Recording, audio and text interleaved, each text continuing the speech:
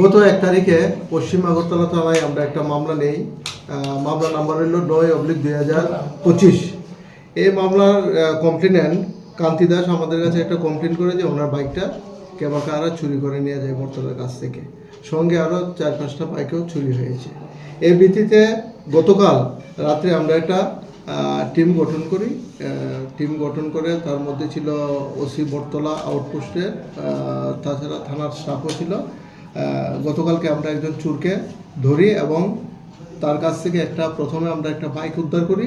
পরবর্তী সময় তার ইন্টারোগেশন করে আমরা আরও 2টি বাইক, একটা স্কুটি আমরা উদ্ধার করতে সক্ষম হয়েছি, চুরির বাইক, যেগুলি সবটি চুরির বাইক। এবং আজকে তাকে আমরা পুলিশ রিমান্ড চেয়ে আদালতে প্রেরণ করব। আর গতকালকে আমরা আলমগীর মিয়া নামে একজনকে অ্যারেস্ট করি। 155/2024 একটা চুরির কেস ছিল। সে বিভিন্ন জায়গাতে বাড়ি করে চুরি করে এবং এর ভিত্তিতে আজকেও তাকে আমরা পুলিশ রিমান্ড চেয়ে আদালতে প্রেরণ করছি। বাইকগুলি কোন জায়গা থেকে চুরি হয়েছে? বাইকগুলি শহরের বিভিন্ন জায়গা থেকে চুরি হয়েছিল। বটতলা, সিটি সেন্টার, গান্ধীঘাট এইসব এলাকা থেকে চুরি হয়েছিল। এবং সে আগেও যে কমলদে আগেও চুরির সঙ্গে জড়িত ছিল। গত ডিসেম্বর মাসে সে আমতলী থানার বাইক চুরির কেসে অ্যারেস্ট হয়েছিল এবং জেলে ছিল। এরা কি এখানেরই, ত্রিপুরারই?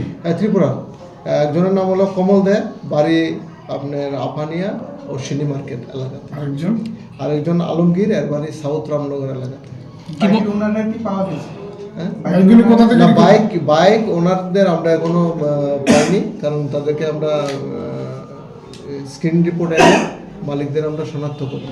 আরও কি রয়েছে এরকম কোনো নাম টাম পাওয়া গেছে বা বাইক রিকভারি কোনো আরও কি? আমাদের তদন্ত চলছে। আমরা আজকে তাকে পুলিশ রিমান্ড চেয়ে আদালতে প্রেরণ করছি জিজ্ঞাসাবাদে। আর আমরা বাকি অন্যগুলো তথ্য তাদের কাছ থেকে আমরা পাবো বলে আশা করছি। রিকভারি কোথা থেকে হয়েছে?